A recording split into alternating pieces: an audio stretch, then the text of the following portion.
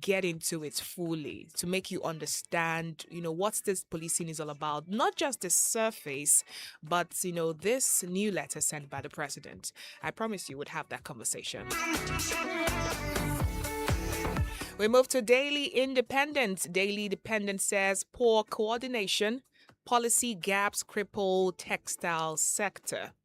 It also says SEC bans promotion of purported Dangote refinery IPO, orders immediate refunds to investors. Well, that story is developing and it's on page 6 of Daily Independent. Critical road infrastructure vital for knowledge-driven economy, says Tinubu. IMF acts as colonial debt enforcer, crippling Nigeria and others. That's according to a report. So on page 7, IMF acts as colonial debt enforcer, crippling Nigeria and others. Some may agree, some might not. RFI loses bail, variation battle remains in prison custody. Police probe ammunition parcel delivered to bank MD. I saw the CP giving, a statement yesterday, and I was just wondering, can you imagine? You receive a parcel in your home, you open it, and wow, round live ammunition. My God, what was that message signifying? Well, the police says they are investigating. No one's been arrested yet, but suspects are in view. We hope that those people are brought to book immediately. Oyema warns over looming collapse of Nigerian airlines, demands tax review committee to save air carriers. And also IGP says I'd ban tinted vehicles nationwide if I had the power. Well, someone says Abuja is litmus test. Let's see how that goes.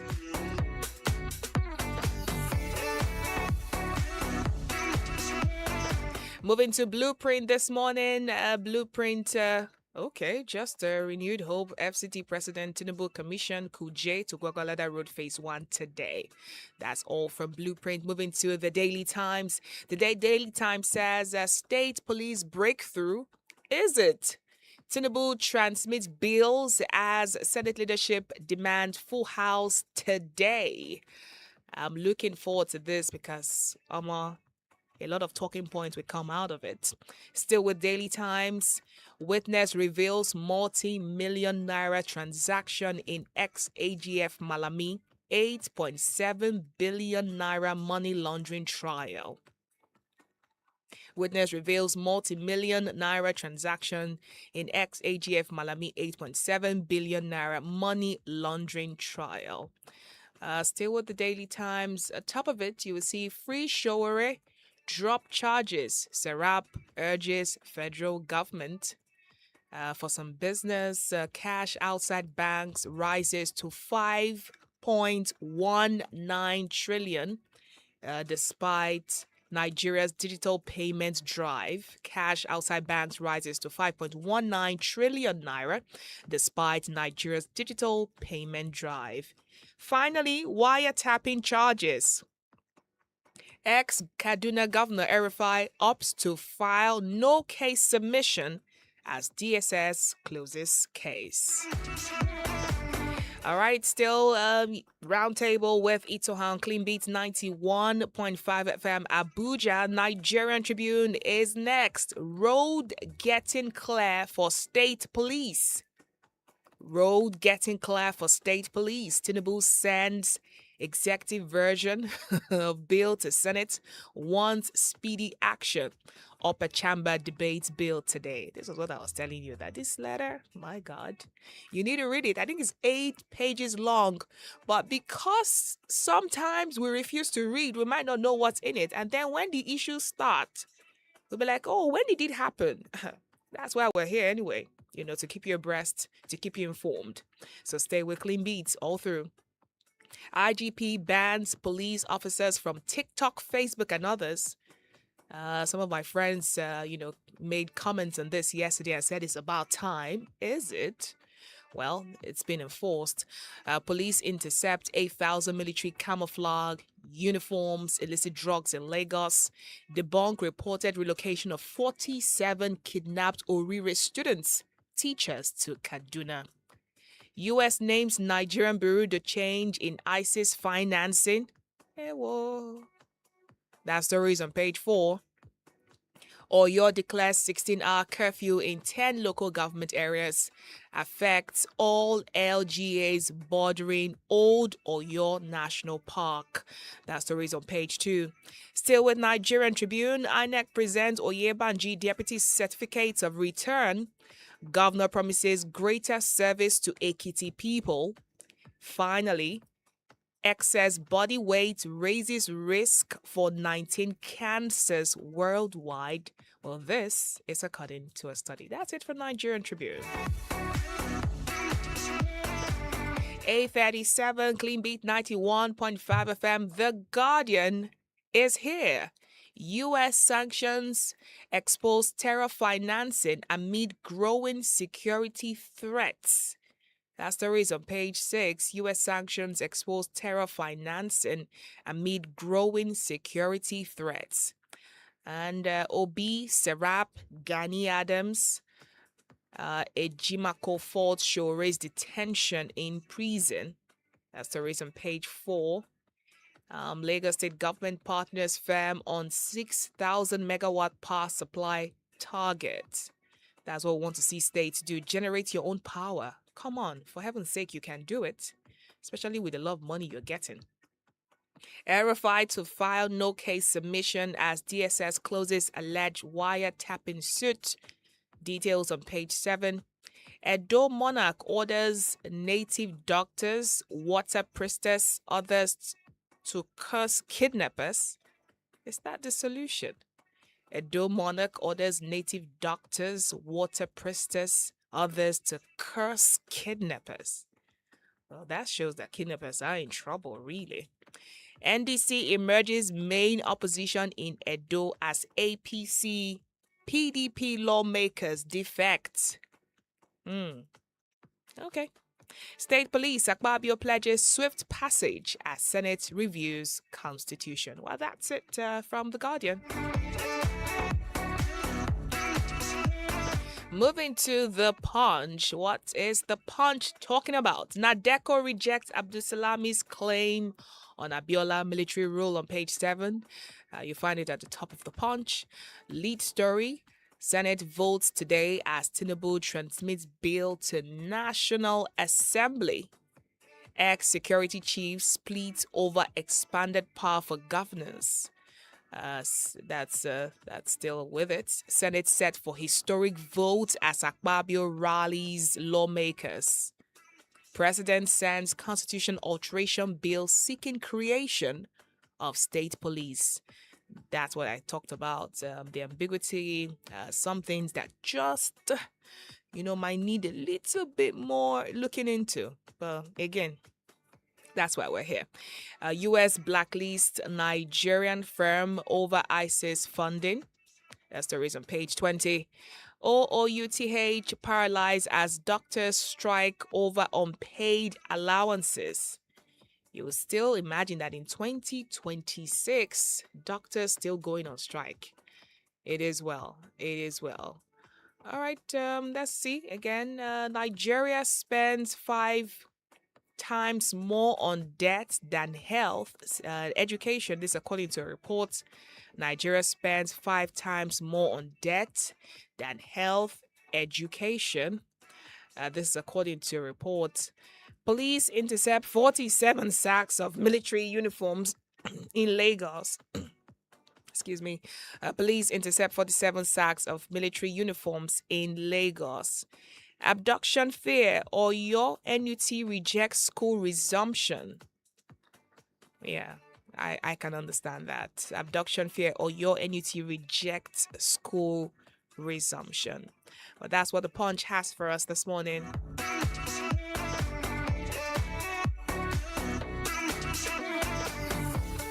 Still the roundtable. Leadership newspaper is here. U.S. naming of Nigerian 3 BDCs as ISIS financiers raises concern. That's a lot of concern. That's the reason on page 4. Sultan declares prayers against enemies of the state. That's the reason page 6. British defense chief in Maiduguri to boost Nigeria-UK security collaboration. Fully tinted vehicles barred from operating. IGP warns. Fully tinted vehicles barred from operating. IGP warns. Man demands 1 trillion naira stabilization fund. NPR cuts to reverse 22.5% credit drop. And state police experts say time is now as Senate debates Tinubu's bill today. Okay, that's it from leadership. Let's move to Daily Sun. Well, Daily Sun says fight against terrorism at its lead. U.S. names Nigerian to others entities as ISIS financiers. Ribado seeks cooperation from partners to fight violent extremism. UK pledges support to curb internal, regional security threats. Top of the Daily Sun, you see concerns over federal government's failure to implement local government autonomy. Direct funding 2 years after Supreme Court nod. AGF office shifts blame on implementation to SGF. There's GF. They should find a solution quickly, right? Okay. Well, that's the reason on pages 18 and 19. Cash culture defies digital payments as Nigerians hold 5.19 trillion naira outside banks. Ho ho, that's serious. You don't trust the banks anymore? Cash culture defies digital payment as Nigerians hold 5.19 trillion naira outside banks. You would think we're making progress because even I haven't seen cash in a while. So you think that's how it is. But this report is telling us otherwise. That's the reason it's continued. Daily Sun, page 2.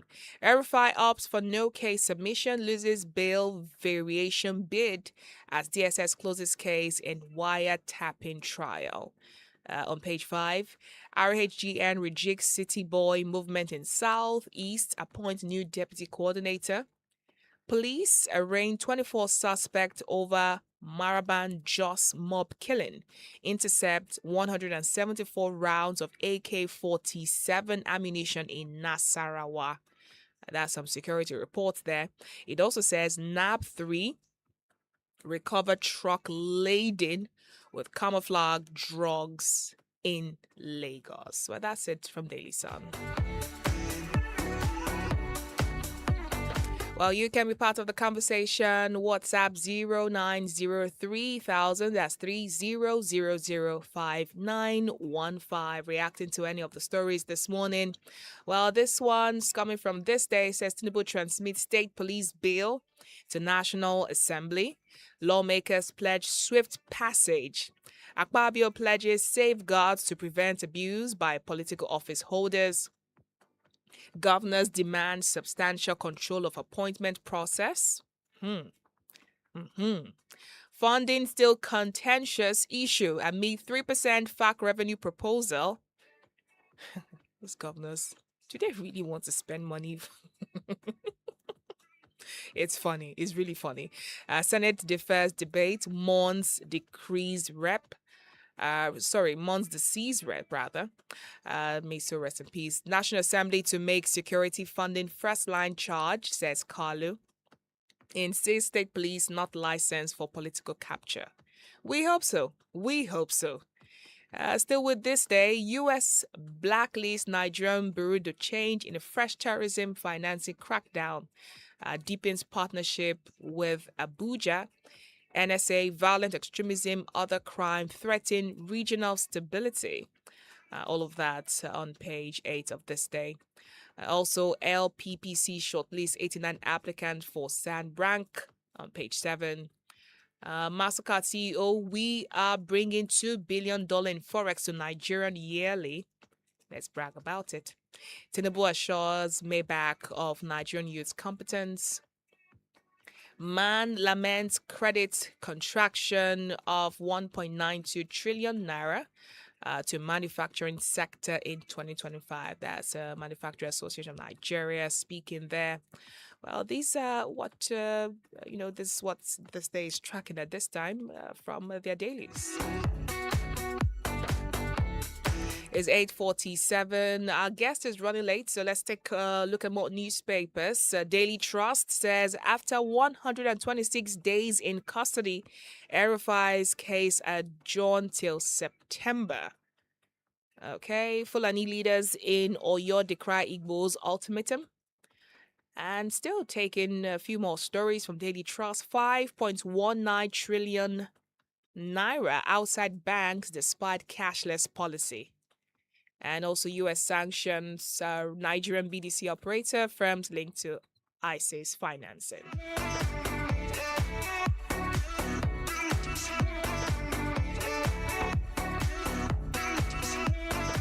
We'll take a look at First Daily. DSS drops case against El-Rufai.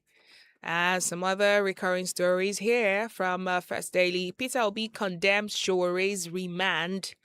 Local refining slashes Nigeria's petrol import bill to 90 billion naira. Rivers police detained ASP, others over viral extortion allegation. IGP bars officers from authorized live streaming social media posts. Some of them really take it out of hand. Trust me. You just see them on TikTok answering questions like they are the public relation officers, of their various commands. It can be really annoying. So sometimes you can't really blame the heads for making such rules and regulation and imposing it quickly. Also, this one says WHO polices Nigeria, or rather, who polices Nigeria? Tinubu pushes state police in bold security shakeup. Constitution Amendment Bill heads to Senate. States may soon run their own police forces. We're hoping that force is service rather than police force, because once there's force behind it, it becomes it doesn't sound too friendly. So we're hoping it's with police service instead. Historic vote looms in National Assembly. Nation divided as landmark reform gains momentum. What do you think about state policing? Is this something you would, really love to see happen quickly, or do you have concerns about it? You can send us a message via WhatsApp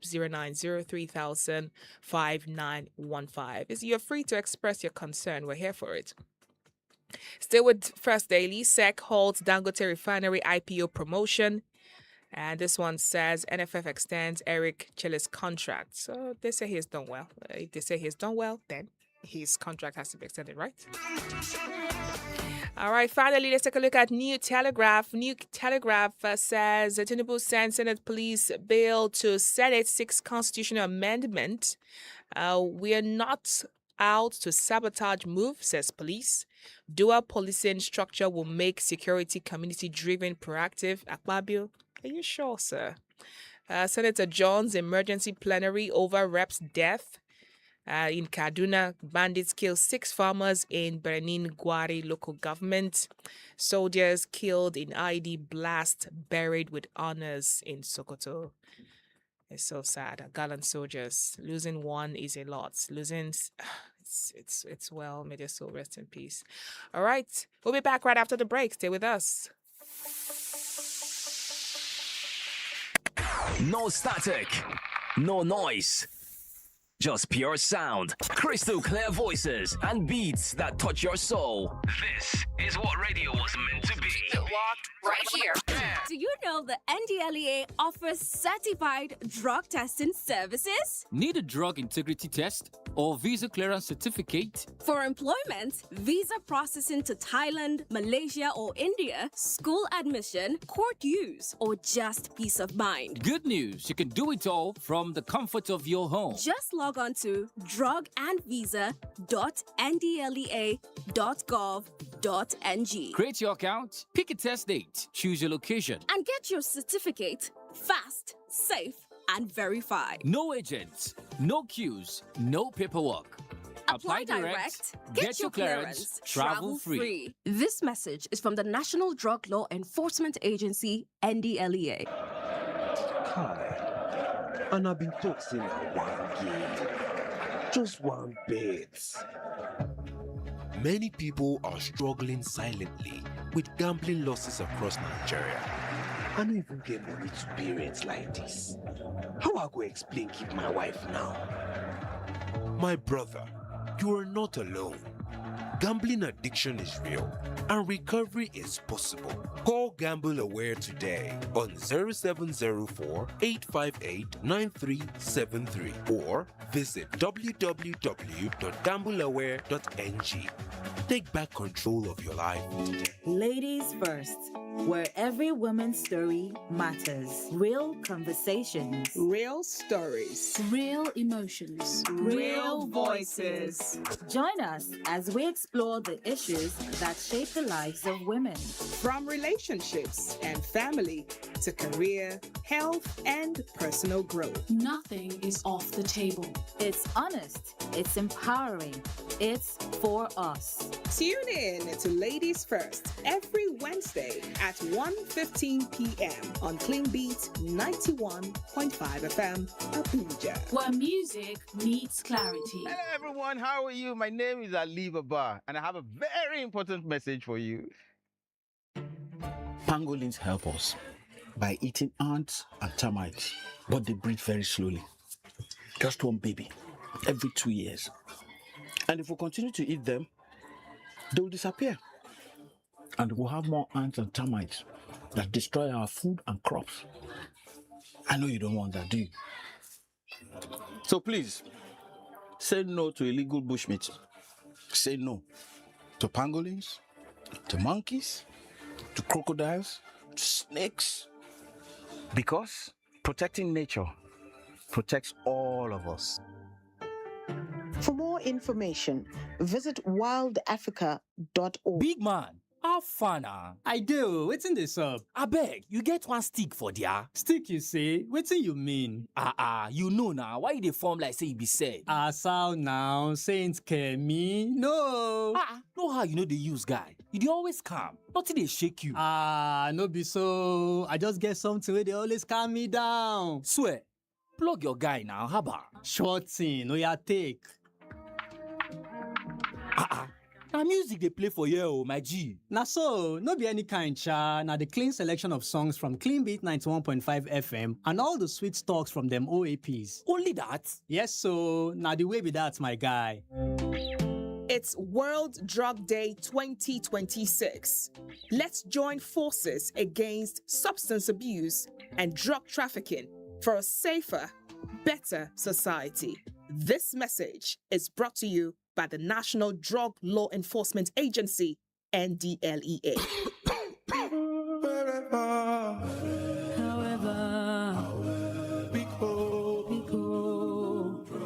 And no matter whatever people don't do, it is sweet to you, but judgely it damage your body, silent killer. Honey, know they look face, know they look face, give yourself a break.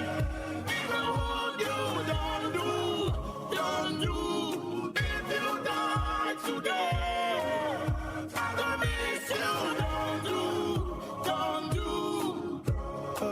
No matter, whatever, people don't do drugs. If anybody give you banana, sky,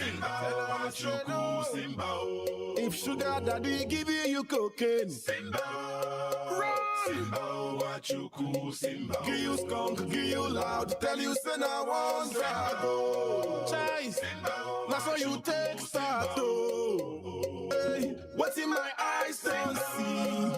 Simba, what you cool, Simba. Lobby say, I know they hear when them say, make I stop. Hey, I know if it stop. I swear I want to stop. Somebody help me stop. If anybody give you banana, sky, hey, whether na school she Simba, what you cool, Simba.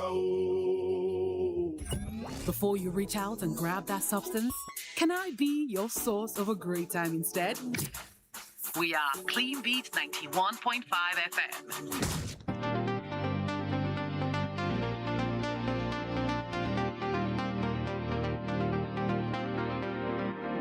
All right, it's 8:57. This is the Roundtable on Clean Beat 91.5 FM Abuja. My name is Itoha.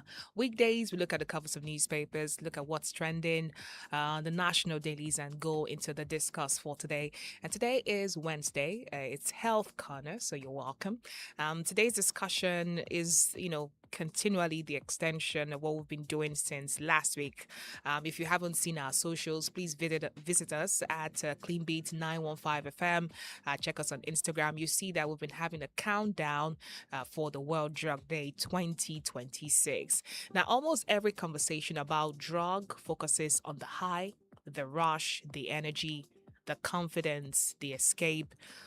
But the high is only the first 5 minutes of a much longer, much darker story. Now, today we're going beyond the high to ask in plain medical terms what these substances actually do inside the human body. Now, because a lot of people don't know the truth about this. They believe that, once someone, gets into that form of pleasure, it's just pleasure. Let's just have fun. But they forget that it's your brain being flooded with a chemical substance that some of us can't even define in plain language without, medical interpretation. That's why experts say addiction isn't weakness, it's a changed brain. And beyond the brain, these substances can damage almost every organ that you have: the heart, the liver, the kidneys, the lungs, your eyes, your teeth. Everything is at risk. All right, my guest today is Dr. Ahmed. He joins us via telephone this morning. So whilst I'm dialing his number, let me give you a little background about him this morning. He is a resident family physician at the Federal Medical Center Abuja and Chief Executive Officer of Vital Aid Medical Foundation, where he leads initiatives advancing primary health care and public health advocacy in underserved communities. He's a TEDx speaker, dynamic public health voice. He is widely recognized for translating medical knowledge into practical insights through national television platforms. And also, he currently serves as vice president of the Association of Resident Doctors FMC Abuja, providing strategic leadership in resident welfare and healthcare delivery. My guest is Dr. Ahmad Sani Bala. You're welcome to the program. I know you couldn't leave your patient. You're too passionate about your job, but we love it. Welcome. Thank you very much. Thank you very much for having me. Good morning. Good morning. And apologies for the emergencies that come up.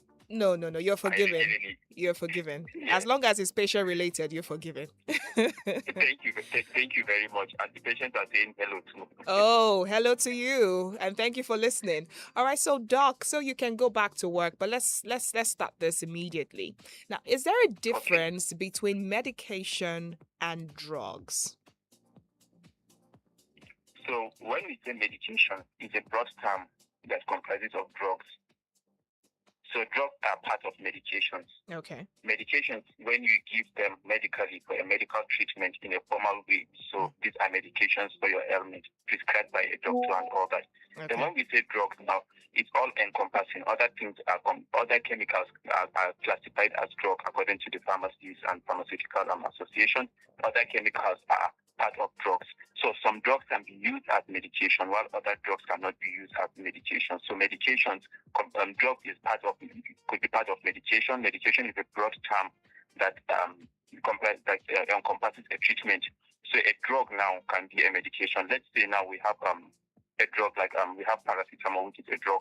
So it could be part of a medication that I'm prescribing for a patient for a treatment of certain ailment. We can classify alcohol, other chemicals as drugs. So some of the drugs cannot be used as medications, definitely. But medication is when you use a drug in a treatment of the patient, so it's part of the medication. Okay, all right. I like how you broke it down. Thank you. All right, moving to the next one. Thank Now, you. when someone takes hard drugs and feels the high, now what is physically happening inside the brain at that moment? Our listeners want to know. Okay.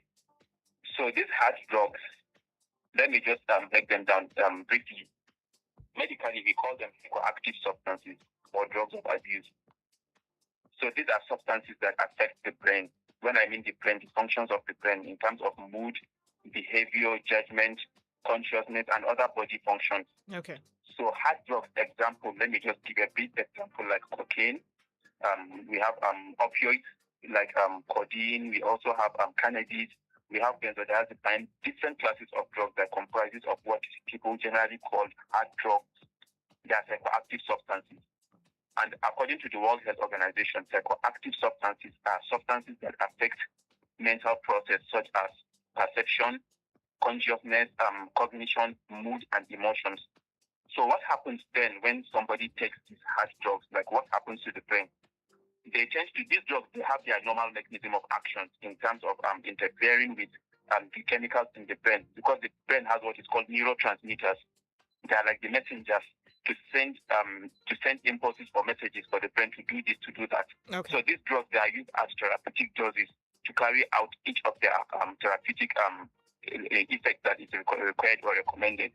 So when they are taken when they are abused, they interfere with the brain chemical functions that neurotransmitters like, let me use the medical terminology, dopamine, gamma aminobutyric acid, serotonin. So these chemicals, they control different things that the brain controls, like pleasure, sleep, memory, mood, attention, sense of judgment, decision making, impulse, and even impulse control. So over time now, when they keep abusing these hard drugs now, the brain begins to depend on them to feel normal.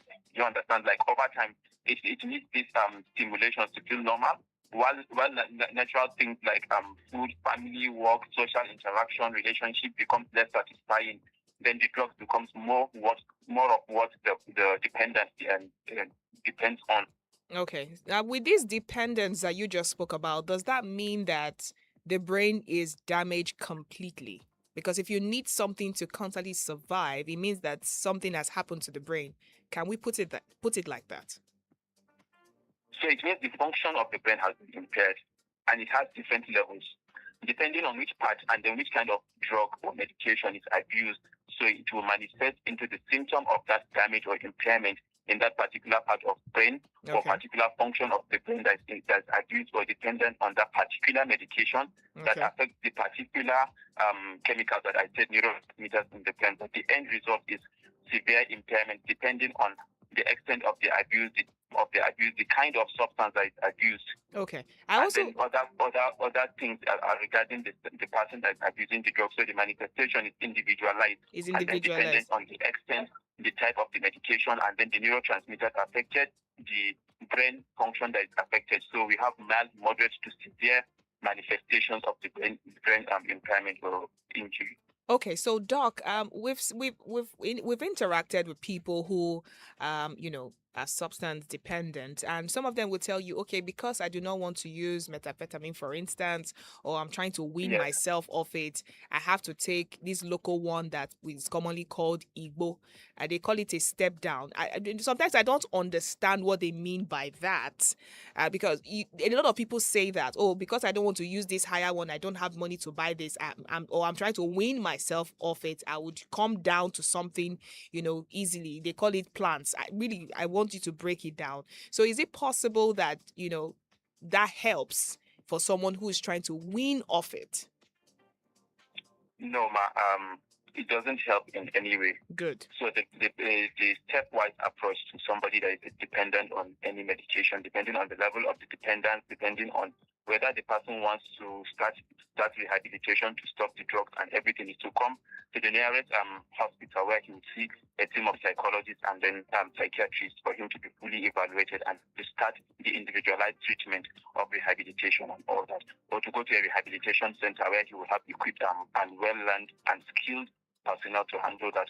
Because stepping from a synthetic psychoactive substance to what they put as natural in court, cannabis like marijuana is a plant, but it's psychoactive. Yes. So let's say maybe somebody now is trying to wean up taking benzodiazepine like a diazepam, and then say he want to come natural and then start taking plants that have psychoactive effects. Do you understand? Yes. So they are moving from one form of psychoactive substance to another form of psychoactive substance. Mm. And then what these people, in court, the traditional vendors do, you don't know what and what concoction they do and put it in the containers and say that they are traditional portions. Mm. They could still use different forms of psychoactive substance, dissolve them. We've seen them when they come and do drug tests, and then they analyze these things. We see high content of different classes of psychoactive substances in the name of natural products, natural cleansers, natural enhancers, and all that. But they use these things inside, they dissolve them.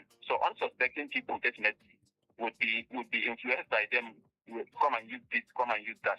But the right decision to make and the right step to make is to go to the nearest rehabilitation center, go to the nearest hospital that has a functional psychiatric department, that they will have a full team that will do the evaluation and then the subsequent rehabilitation from whichever drug that the person is dependent on. And treatment is, as I said, I'm reiterating, the treatment is individualized to each person. All right. You can send your questions via WhatsApp 09030005915. We have a doctor in the house who is breaking down the effects of drugs in the body, and this is 09030005915. This is Clean Beats 91.5 FM Abuja. The round table is live, and it's 8 minutes past 9 o'clock. All right, back to you, Doc. We hear young people seemingly healthy, collapsing. Now, how do stimulants like cocaine, methamphetamine damage the heart? And whilst you're talking about that, also go into what happens to the liver and kidneys as well. Okay, thank you very much for the question. Very important. Once you take a drug now, through whichever route, it depends on the route you take the medication. If it's taken through the oral route, that's through the mouth, it has to pass through the digestive process. And then there are key organs now that are very, very, they play a key role in metabolizing, digesting, and excreting these medications.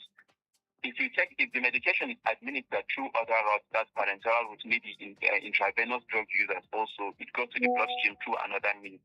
But the end result is having these medications absorbed into the system and exerting their effect. So this effect can affect any organ of the body that's involved in either the metabolization, the excretion of this medication, or this drug, hard drug that they are using.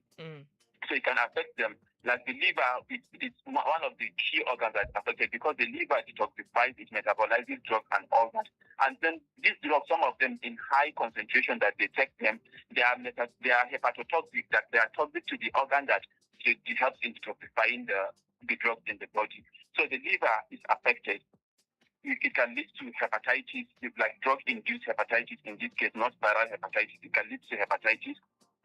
It can also affect the kidneys, which play a key role in excretion of this. It can lead to chronically, it can lead to liver cirrhosis. It can lead to liver failure in extreme of cases. The kidneys also can be affected because they excrete most of these drugs.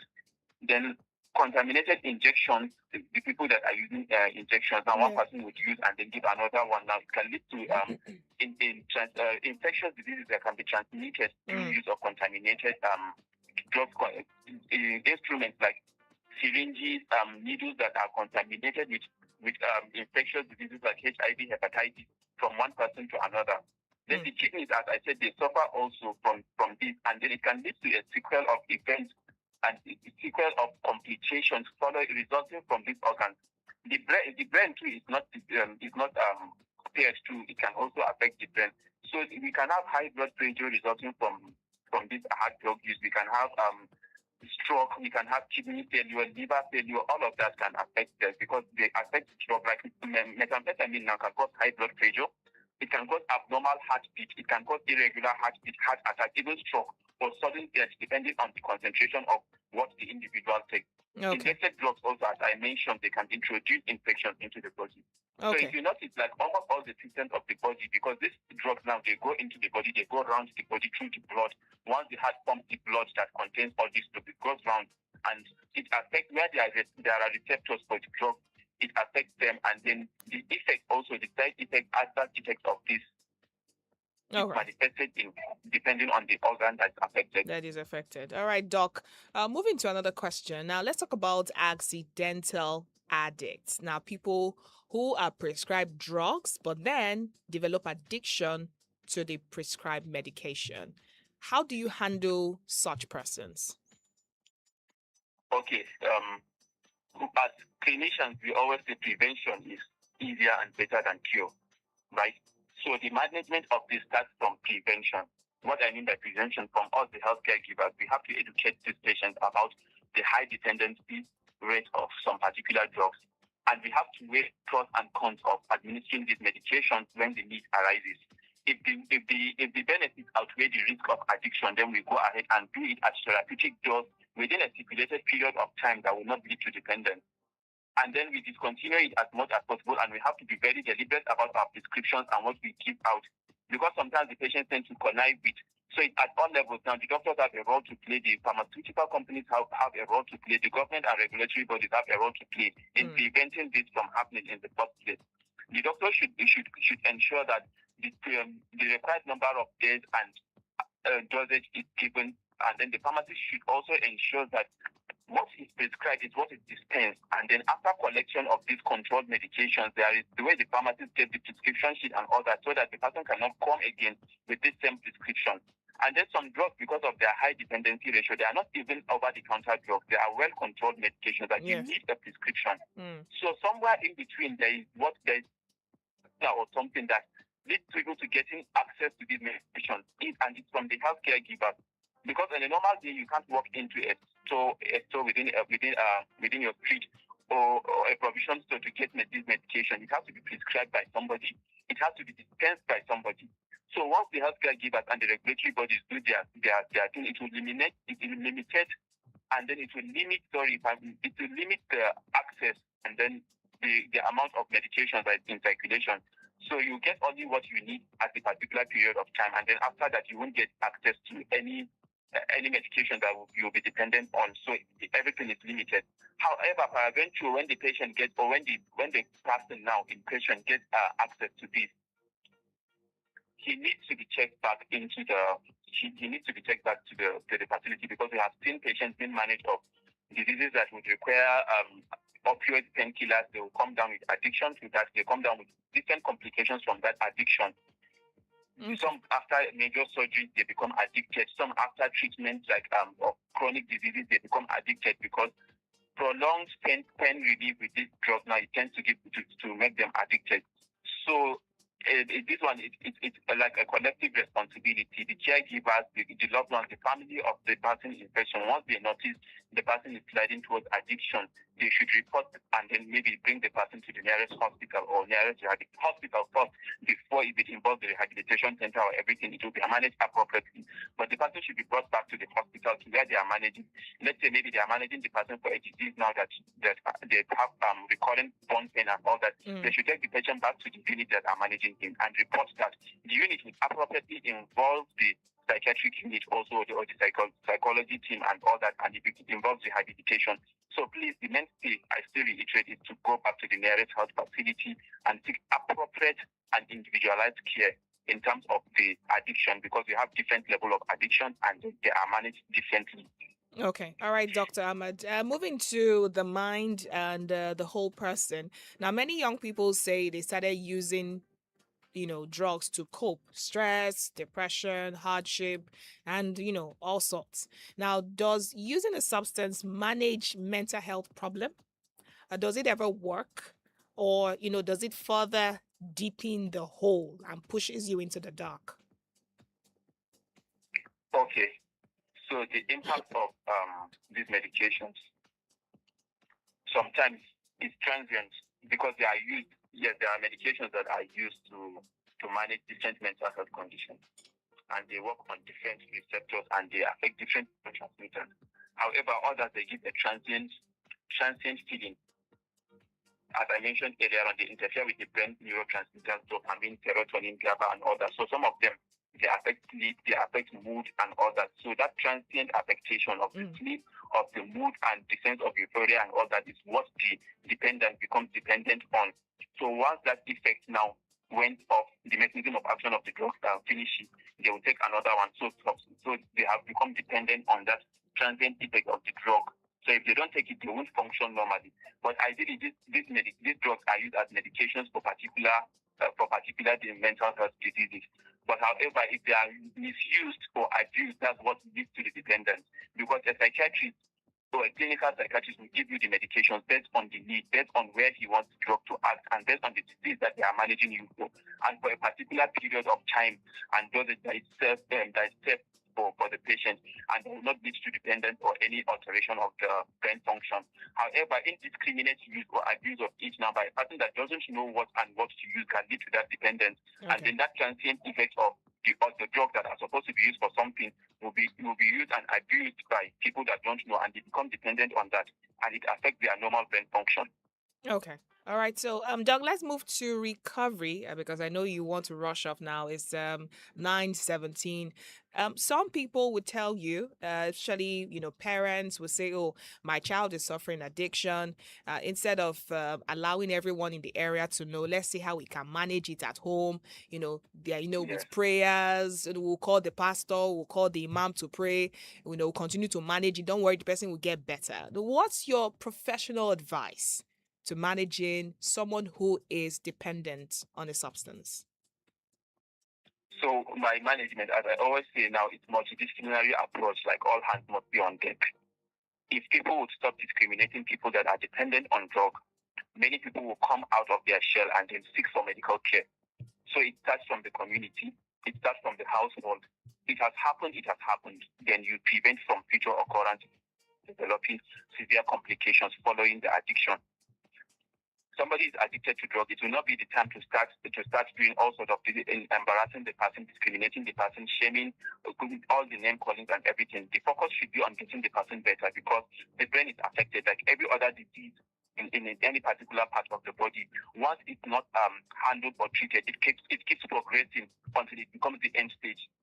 So if this thing happens, yes, I believe in spirituality, and patients and clients are allowed to express their spirituality. However, it should not negate their sick and then adherence to orthodox medicine.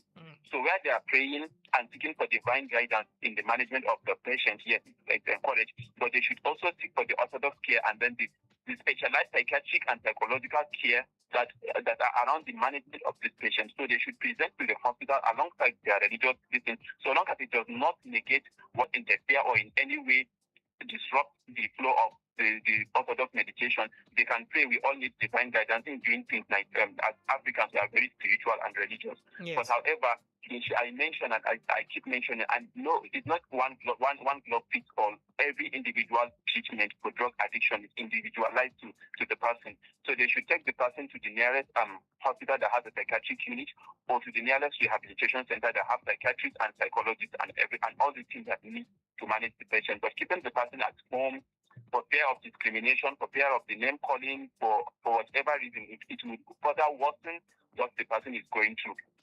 Okay, and also, is it true that the body never fully recovers? Because now this is also a program to give hope. Some persons will tell you, there's no need again. You as long as you are dependent on it, your body will never recover. But from a medical point of view, does the body fully recover if the person is committed to seeking help? Yes, some people recover well, but it depends. As I said, everything is individualized, right? The severity of the disease, mild, moderate, and severe disease, some end-stage diseases, and depending on the organ that is affected, we listed how it would affect different organs of the body, and then let's say in mild, moderate, and severe, let's just take them briefly. Long-term use can leave lasting problems, such as if it's in the brain, memory impairment, psychiatric illness, and it affects the heart. It can lead to somebody that has stroke now. You can see the complications of the stroke. You can see how complications of the stroke with paralysis and all this. Some might not recover fully because of the extent. Somebody that has liver or liver failure, you can see end-stage organ failure, end-stage kidney disease, kidney failure, and all that. So those ones now, they would need organ replacement. You can see the extreme cases. However, in initial cases, like mild cases, when they reported very early, to cut down and then to stop the progression to all these long-term complications, that's what we are advocating for: mental health education, so that everything will be caught early, everything will be handled early, and then the prognosis will be more promising. The prognosis will be excellent. But when things are presented to the clinical psychologist, to the psychiatrist, when they are presented at end stage, when the damage has occurred, you are dealing with complications, some of them irreversible complications. So those ones, they are irreversible damages. However, at the early stage, mild moderate stages, they are easily reversible and treatable. All right. So recovery is possible, but early intervention is very, very key. Very, very intervention key. from the family level, at communal level, at the hospital level, is very, very key. Okay. Well, we've been speaking with Dr. Ahmed Sani Bala, who is a resident family physician at the Federal Medical Center, Abuja, and also Chief Executive Officer of Vital Aid Medical Foundation, where he leads initiatives advancing primary health care and public health advocacy in communities. Thank you so much, Dr. Ahmed Sani Bala. We appreciate you. Please, your final words. For example, to someone who is currently using and wants to seek help, what's your final advice? Okay, my final advice, and I'm happy that you are amplifying my advice. I'm happy for this avenue. We always want to do health education and advocacy. Yes. So my final advice is not too late. At whatever stage, don't be discouraged, and there is no death there. And then keep the discrimination aside, and then focus on you. Right? You have your life ahead of you, and this can disrupt your life. So at whatever stage you feel you need to stop this, the psychiatrist, the rehabilitation centers that have well-equipped personnel are always there and ready to help you. Hard drug use is not just a bad habit. It's a serious medical, psychological, family, and social problem, because they bear the brunt. This group of people I mentioned, they also bear the brunt of the dependence. So prevention, early detection and counseling, then familial and communal support, and then professional treatment, which is very important. Professional treatment. We have excellent mental health specialists here. We have excellent mental health specialists across hospitals. We have tertiary hospitals here in Abuja, Federal Medical Center, National Hospital. We have different district hospitals here in Abuja. We have University of Abuja Teaching Hospitals. We have different tertiary hospitals. So we have psychiatrists, we have psychologists there, we have their team. And then we have rehabilitation centers, both governmental and non-governmental. The first thing is just make the first step towards seeking for help, and then the help will be available, and then complications will be stopped. So this is my message to everybody. Thank you so much, Dr. Ahmed Sani Bala. We appreciate you for joining us via telephone. You can return to your patients now. Thank you. Thank you very much for having me and for amplifying this message on drug abuse. Thank you very much and have a nice day. You too. All right, so that was Dr. Ahmed Sani Bala joining us via telephone this morning for Health Corner on the Round Table. Well, there's no barrier actually. Every time we want to have a conversation, our guests always ready to, devise any means to be with us, and we appreciate that. Thank you so much, Dr. Ahmed, once again. This is Clean Beat 91.5 FM Abuja, the Round Table. Well, this is where it terminates at this point. Thank you so much for joining us. Thank you so much for being part of it. And also, if you're dependent on any substance, it's very important that you reach out, and you can reach out to us right here at Clean Beats 91.5 FM, and we can get you help. That's why we're here. That's why we always tell you to reach out to us. Our number is 09030005915. Okay, send us a message and we would definitely get back to you. Don't be scared. Help is possible and it's here. My name is